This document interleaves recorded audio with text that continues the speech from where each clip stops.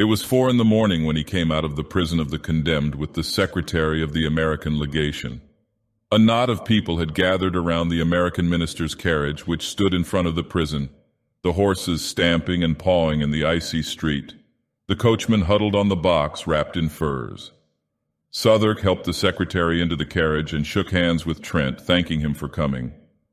"How the scoundrel did stare," he said. "Your evidence was worse than a kick, but it saved his skin for the moment at least, and prevented complications." The secretary sighed. "We have done our part, now let them prove him a spy, and we wash our hands of him. Jump in, Captain. Come along, Trent." "I have a word to say to Captain Southwark. I won't detain him," said Trent hastily, and dropping his voice. "Southwark, help me now. You know the story from the blackguard. You know the child is at his rooms. Get it and take it to my own apartment, and if he is shot, I will provide a home for it." "I understand," said the captain gravely. "Will you do this at once?" "At once," he replied. Their hands met in a warm clasp, and then Captain Southwark climbed into the carriage, motioning Trent to follow. But he shook his head, saying goodbye, and the carriage rolled away. He watched the carriage to the end of the street, then started toward his own quarter, but after a step or two hesitated, stopped, and finally turned away in the opposite direction. Something, perhaps it was the sight of the prisoner he had so recently confronted, nauseated him. He felt the need of solitude and quiet to collect his thoughts. The events of the evening had shaken him terribly, but he would walk it off, forget, bury everything, and then go back to Sylvia. He started on swiftly, and for a time the bitter thoughts seemed to fade, but when he paused at last, breathless, under the Arc de Triomphe, the bitterness and the wretchedness of the whole thing, yes, of his whole misspent life, came back with a pang. Then the face of the prisoner, stamped with the horrible grimace of fear, grew in the shadows before his eyes. Sick at heart, he wandered up and down under the great arc, striving to occupy his mind, peering up at the sculptured cornices to read the names of the heroes and battles which he knew were engraved there, but always the ashen face of Hartman followed him, grinning with terror. Or was it terror? Was it not triumph?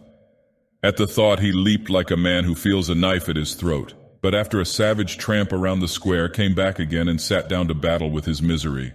The air was cold, but his cheeks were burning with angry shame. Shame? Why? Was it because he had married a girl whom chance had made a mother? Did he love her? Was this miserable bohemian existence then his end and aim in life? He turned his eyes upon the secrets of his heart and read an evil story, the story of the past, and he covered his face for shame while, keeping time to the dull pain throbbing in his head, his heart beat out the story for the future, shame and disgrace.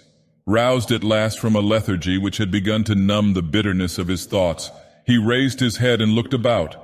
A sudden fog had settled in the streets. The arches of the arc were choked with it.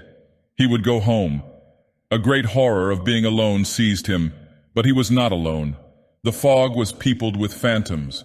All around him in the mist they moved, drifting through the arches in lengthening lines, and vanished, while from the fog others rose up, swept past, and were engulfed. He was not alone, for even at his side they crowded, touched him, swarmed before him, beside him, behind him, pressed him back, seized, and bore him with them through the mist. Down a dim avenue, through lanes and alleys white with fog, they moved, and if they spoke, their voices were dull as the vapor which shrouded them. At last, in front, a bank of masonry and earth cut by a massive iron-barred gate towered up in the fog. Slowly and more slowly they glided, shoulder to shoulder and thigh to thigh. Then all movement ceased. A sudden breeze stirred the fog. It wavered and eddied. Objects became more distinct. A pallor crept above the horizon, touching the edges of the watery clouds, and drew dull sparks from 1,000 bayonets. Bayonets, they were everywhere, cleaving the fog or flowing beneath it in rivers of steel. High on the wall of masonry and earth a great gun loomed, and around it figures moved in silhouettes. Below, a broad torrent of bayonets swept through the iron-barred gateway out into the shadowy plain. It became lighter. Faces grew more distinct among the marching masses, and he recognized one. "You, Philippe." The figure turned its head. Trent cried, "Is there room for me?" But the other only waved his arm in a vague adieu and was gone with the rest. Presently the cavalry began to pass, squadron on squadron, crowding out into the darkness, then many cannon, then an ambulance, then again the endless lines of bayonets. Beside him a cuirassier sat on his steaming horse, and in front, among a group of mounted officers, he saw a general, with the astrakhan collar of his dolman turned up about his bloodless face. Some women were weeping near him, and one was struggling to force a loaf of black bread into a soldier's haversack. The soldier tried to aid her, but the sack was fastened, and his rifle bothered him, so Trent held it while the woman unbuttoned the sack and forced in the bread, now all wet with her tears. The rifle was not heavy. Trent found it wonderfully manageable. Was the bayonet sharp? He tried it. Then a sudden longing, a fierce, imperative desire took possession of him. "Chouette!" cried a gamin, clinging to the barred gate. "Encore toi, mon vieux!" Trent looked up, and the rat-killer laughed in his face. But when the soldier had taken the rifle again and, thanking him, ran hard to catch his battalion, he plunged into the throng about the gateway. "Are you going?" he cried to a Marine who sat in the gutter bandaging his foot. "Yes." Then a girl, a mere child, caught him by the hand and led him into the café which faced the gate. The room was crowded with soldiers, some white and silent, sitting on the floor, others groaning on the leather-covered settees. The air was sour and suffocating. "Choose," said the girl with a little gesture of pity. "They can't go." In a heap of clothing on the floor he found a capote and kepi. She helped him buckle his knapsack, cartridge box, and belt, and showed him how to load the chasspot rifle, holding it on her knees. When he thanked her, she started to her feet. "You are a foreigner." "American," he said, moving toward the door, but the child barred his way. "I am a Breton. My father is up there with the cannon of the Marine. He will shoot you if you are a spy." They faced each other for a moment, then sighing, he bent over and kissed the child. "Pray for France, little one," he murmured, and she repeated with a pale smile, "For France and you, beau monsieur." He ran across the street and through the gateway. Once outside, he edged into line and shouldered his way along the road. A corporal passed, looked at him, repassed, and finally called an officer. "You belong to the 60th, growled the corporal, looking at the number on his kepi. "We have no use for franc-tireurs," added the officer, catching sight of his black trousers. "I wish to volunteer in place of a comrade," said Trent, and the officer shrugged his shoulders and passed on. Nobody paid much attention to him, one or two merely glancing at his trousers. The road was deep with slush and mud-plowed and torn by wheels and hooves. A soldier in front of him wrenched his foot in an icy rut and dragged himself to the edge of the embankment, groaning.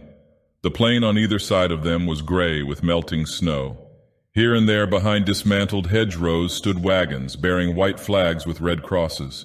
Sometimes the driver was a priest in rusty hat and gown, sometimes a crippled mobile. Once they passed a wagon driven by a sister of charity. Silent, empty houses with great rents in their walls and every window blank huddled along the road. Further on, within the zone of danger, nothing of human habitation remained except here and there a pile of frozen bricks or a blackened cellar choked with snow. For some time, Trent had been annoyed by the man behind him, who kept treading on his heels. Convinced at last that it was intentional, he turned to remonstrate and found himself face to face with a fellow student from the Beaux-Arts. Trent stared. "I thought you were in the hospital." The other shook his head, pointing to his bandaged jaw. "I see you can't speak. Can I do anything?" The wounded man rummaged in his haversack and produced a crust of black bread. "He can't eat it. His jaw is smashed, and he wants you to chew it for him," said the soldier next to him. Trent took the crust and, grinding it in his teeth morsel by morsel, passed it back to the starving man. From time to time, mounted orderlies sped to the front, covering them with slush. It was a chilly, silent march through sodden meadows wreathed in fog. Along the railroad embankment across the ditch, another column moved parallel to their own. Trent watched it, a somber mass, now distinct, now vague, now blotted out in a puff of fog. Once for half an hour he lost it, but when again it came into view, he noticed a thin line detach itself from the flank and, bellying in the middle, swing rapidly to the west. At the same moment, a prolonged crackling broke out in the fog in front. Other lines began to slough off from the column, swinging east and west, and the crackling became continuous. A battery passed at full gallop, and he drew back with his comrades to give it way. It went into action a little to the right of his battalion, and as the shot from the first rifled piece boomed through the mist, the cannon from the fortifications opened with a mighty roar. An officer galloped by shouting something which Trent did not catch, but he saw the ranks in front suddenly part company with his own and disappear in the twilight. More officers rode up and stood beside him, peering into the fog. Away in front, the crackling had become one prolonged crash. It was dreary waiting. Trent chewed some bread for the man behind, who tried to swallow it and after a while shook his head, motioning Trent to eat the rest himself. A corporal offered him a little brandy and he drank it.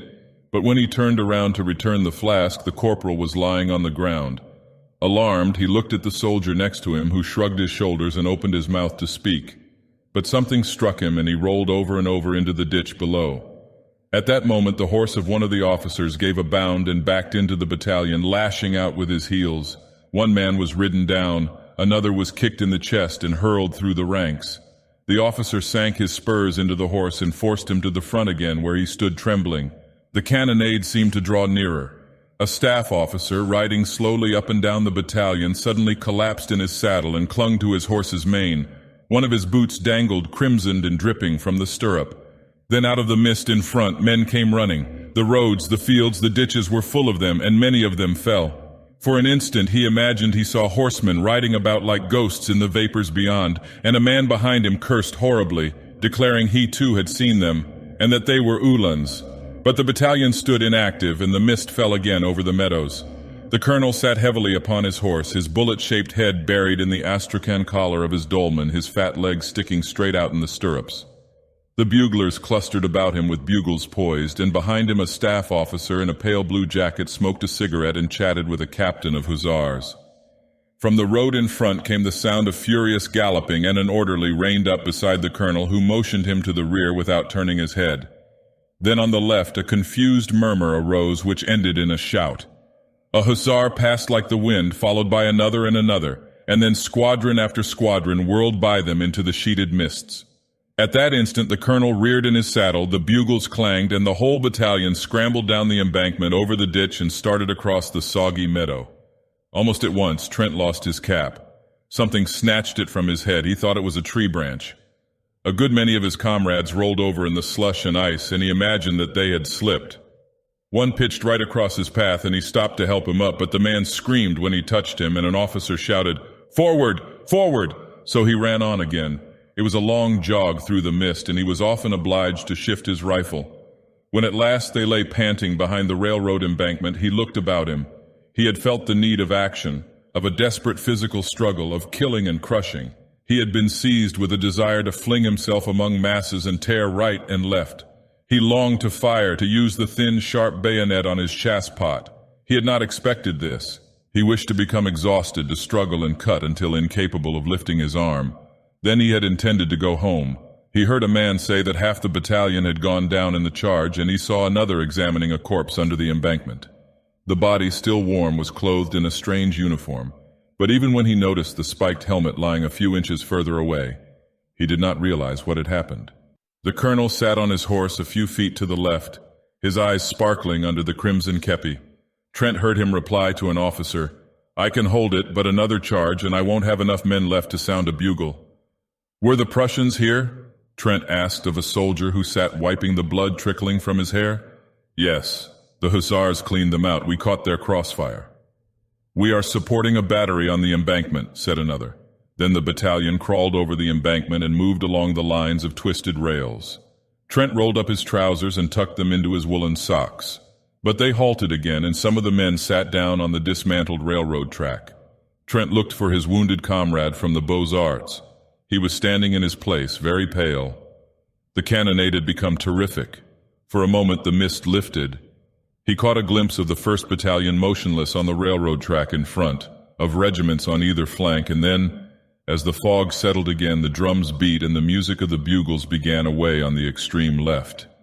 A restless movement passed among the troops. The colonel threw up his arm, the drums rolled, and the battalion moved off through the fog.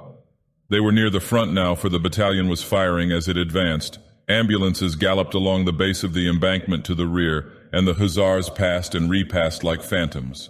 They were in the front at last, for all about them was movement and turmoil, while from the fog, close at hand, came cries and groans and crashing volleys.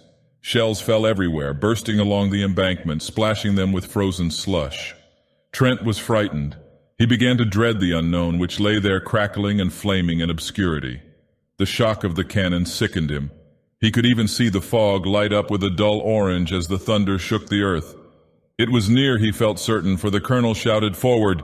and the 1st Battalion was hastening into it. He felt its breath, he trembled, but hurried on.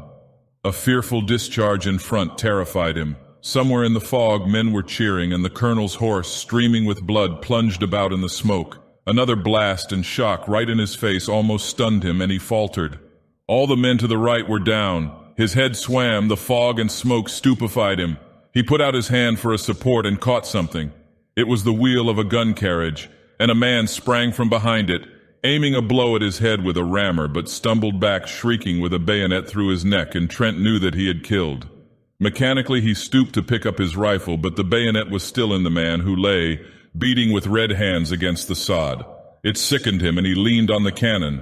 Men were fighting all around him now, and the air was foul with smoke and sweat. Somebody seized him from behind, and another in front, but others in turn seized them or struck them solid blows.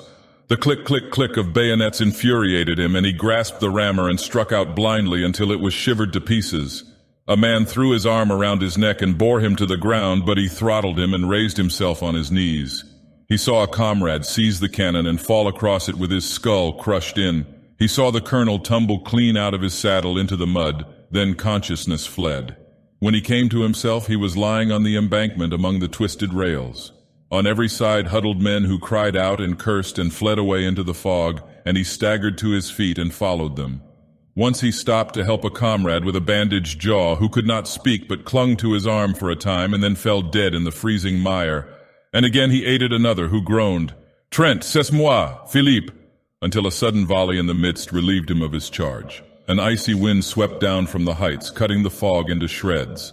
For an instant, with an evil leer, the sun peered through the naked woods of Vincennes, sank like a blood clot in the battery smoke, lower, lower into the blood-soaked plain. The colonel sat on his horse a few feet to the left, his eyes sparkling under the crimson kepi. Trent heard him reply to an officer, "I can hold it, but another charge, and I won't have enough men left to sound a bugle." "Were the Prussians here?"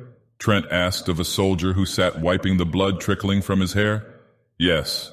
The hussars cleaned them out. We caught their crossfire." "We are supporting a battery on the embankment," said another. Then the battalion crawled over the embankment and moved along the lines of twisted rails. Trent rolled up his trousers and tucked them into his woolen socks. But they halted again, and some of the men sat down on the dismantled railroad track. Trent looked for his wounded comrade from the Beaux-Arts. He was standing in his place, very pale. The cannonade had become terrific. For a moment the mist lifted. He caught a glimpse of the 1st Battalion motionless on the railroad track in front, of regiments on either flank, and then, as the fog settled again, the drums beat and the music of the bugles began away on the extreme left. A restless movement passed among the troops. The colonel threw up his arm, the drums rolled, and the battalion moved off through the fog. They were near the front now, for the battalion was firing as it advanced. Ambulances galloped along the base of the embankment to the rear, and the hussars passed and repassed like phantoms. They were in the front at last, for all about them was movement and turmoil, while from the fog, close at hand, came cries and groans and crashing volleys. Shells fell everywhere, bursting along the embankment, splashing them with frozen slush. Trent was frightened. He began to dread the unknown, which lay there crackling and flaming in obscurity. The shock of the cannon sickened him. He could even see the fog light up with a dull orange as the thunder shook the earth. It was near, he felt certain, for the colonel shouted forward, and the 1st Battalion was hastening into it. He felt its breath, he trembled, but hurried on. A fearful discharge in front terrified him. Somewhere in the fog men were cheering, and the colonel's horse, streaming with blood, plunged about in the smoke. Another blast and shock right in his face almost stunned him, and he faltered. All the men to the right were down. His head swam, the fog and smoke stupefied him. He put out his hand for a support and caught something. It was the wheel of a gun carriage, and a man sprang from behind it, aiming a blow at his head with a rammer, but stumbled back shrieking with a bayonet through his neck, and Trent knew that he had killed. Mechanically he stooped to pick up his rifle, but the bayonet was still in the man, who lay, beating with red hands against the sod. It sickened him, and he leaned on the cannon. Men were fighting all around him now, and the air was foul with smoke and sweat. Somebody seized him from behind, and another in front, but others in turn seized them or struck them solid blows. The click, click, click of bayonets infuriated him, and he grasped the rammer and struck out blindly until it was shivered to pieces. A man threw his arm around his neck and bore him to the ground, but he throttled him and raised himself on his knees. He saw a comrade seize the cannon and fall across it with his skull crushed in. He saw the colonel tumble clean out of his saddle into the mud, then consciousness fled. When he came to himself, he was lying on the embankment among the twisted rails. On every side huddled men who cried out and cursed and fled away into the fog, and he staggered to his feet and followed them. Once he stopped to help a comrade with a bandaged jaw who could not speak but clung to his arm for a time and then fell dead in the freezing mire.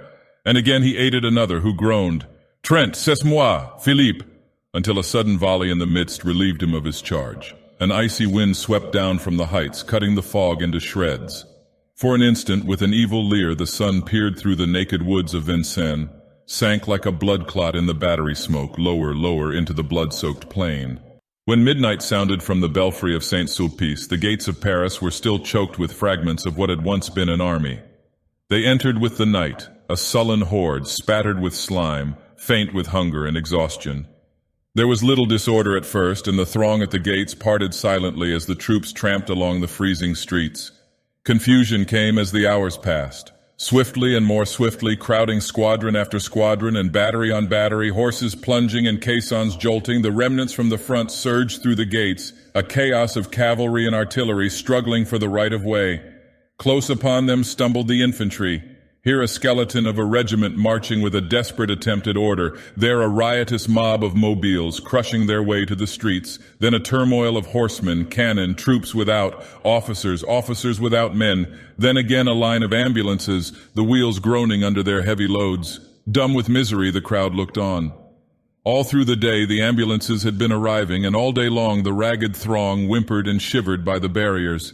At noon the crowd was increased tenfold, filling the squares about the gates and swarming over the inner fortifications. At 4 o'clock in the afternoon the German batteries suddenly wreathed themselves in smoke, and the shells fell fast on Montparnasse. At 20 minutes after 4, 2 projectiles struck a house in the Rue de Bac, and a moment later the first shell fell in the Latin Quarter. Braith was painting in bed when West came in, very much scared. "I wish you would come down. Our house has been knocked into a cocked hat, and I'm afraid that some of the pillagers may take it into their heads to pay us a visit tonight." Braith jumped out of bed and bundled himself into a garment which had once been an overcoat. "Anybody hurt?" he inquired, struggling with a sleeve full of dilapidated lining. "No. Colette is barricaded in the cellar, and the concierge ran away to the fortifications. There will be a rough gang there if the bombardment keeps up. You might help us." "Of course," said Braith. But it was not until they had reached the Rue Serpente and had turned in the passage which led to West's cellar that the latter cried, "Have you seen Jack Trent today?" "No," replied Braith, looking troubled. "He was not at ambulance headquarters." "He stayed to take care of Sylvia, I suppose?" A bomb came crashing through the roof of a house at the end of the alley and burst in the basement, showering the street with slate and plaster. A second struck a chimney and plunged into the garden, followed by an avalanche of bricks, and another exploded with a deafening report in the next street. They hurried along the passage to the steps which led to the cellar. Here again Braith stopped. "Don't you think I'd better run up to see if Jack and Sylvia are well entrenched? I can get back before dark." "No, go in and find Colette, and I'll go." No, let me go. There's no danger." "I know it," replied West calmly, and dragging Braith into the alley, pointed to the cellar steps. The iron door was barred. "Colette, Colette," he called. The door swung inward, and the girl sprang up the stairs to meet them. At that instant, Braith, glancing behind him, gave a startled cry, and pushing the two before him into the cellar, jumped down after them and slammed the iron door. A few seconds later, a heavy jar from the outside shook the hinges. "They are here," muttered West, very pale. "That door," observed Colette calmly, "will hold forever." Braith examined the low iron structure, now trembling with the blows rained on it from without. West glanced anxiously at Colette, who displayed no agitation, and this comforted him. "I don't believe they will spend much time here," said Braith. "They only rummage in cellars for spirits, I imagine, unless they hear that valuables are buried there." "But surely nothing is buried here," exclaimed Braith uneasily. "Unfortunately there is," growled West. "That miserly landlord of mine—" A crash from the outside, followed by a yell, cut him short. Then blow after blow shook the doors until there came a sharp snap. A clinking of metal and a triangular bit of iron fell inwards, leaving a hole through which struggled a ray of light. Instantly West knelt and, shoving his revolver through the aperture, fired every cartridge. For a moment the alley resounded with the racket of the revolver, then absolute silence followed.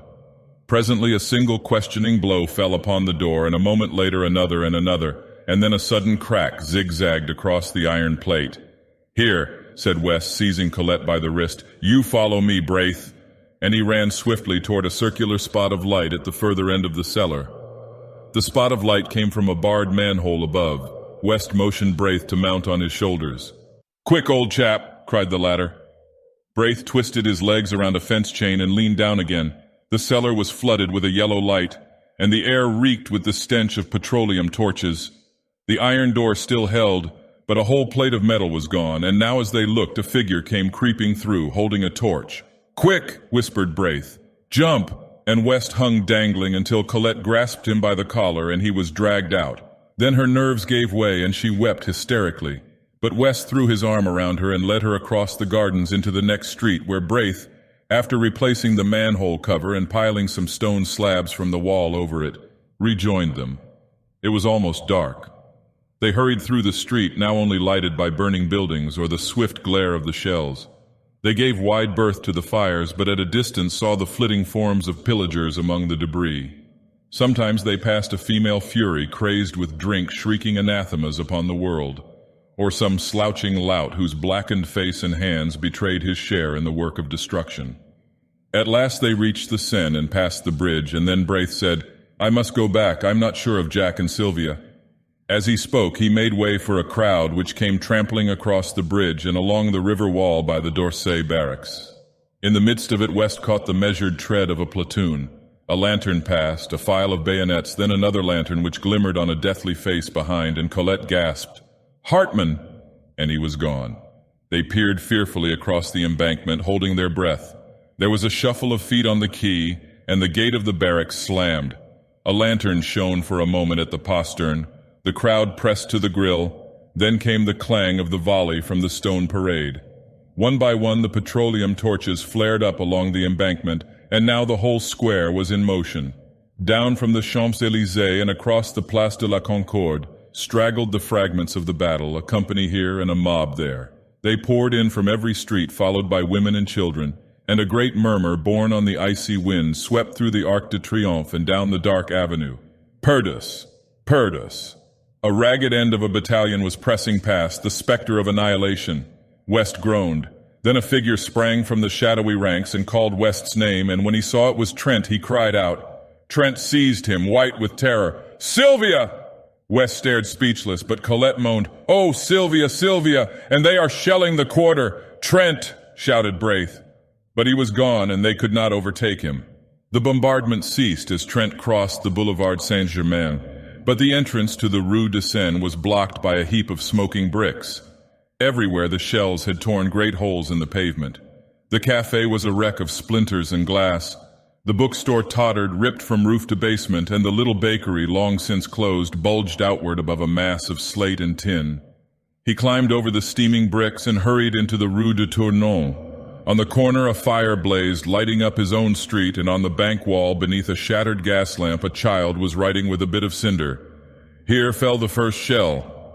The letters stared him in the face. The rat killer finished and stepped back to view his work, but catching sight of Trent's bayonet, screamed and fled, and as Trent staggered across the shattered street from holes and crannies in the ruins, fierce women fled from their work of pillage, cursing him. At first he could not find his house, for the tears blinded him, but he felt along the wall and reached the door. A lantern burned in the concierge's lodge, and the old man lay dead beside it. Faint with fright, he leaned a moment on his rifle, then snatching the lantern sprang up the stairs. He tried to call, but his tongue hardly moved. On the second floor he saw plaster on the stairway, and on the third the floor was torn and the concierge lay in a pool of blood across the landing. The next floor was his, theirs. The door hung from its hinges, the walls gaped. He crept in and sank down by the bed, and there 2 arms were flung around his neck, and a tear-stained face sought his own. "Sylvia! Oh, Jack, Jack, Jack!" From the tumbled pillow beside them a child wailed. "They brought it, it is mine," she sobbed. "Ours," he whispered, with his arms around them both. Then from the stairs below came Braith's anxious voice. "Trent, is all well?"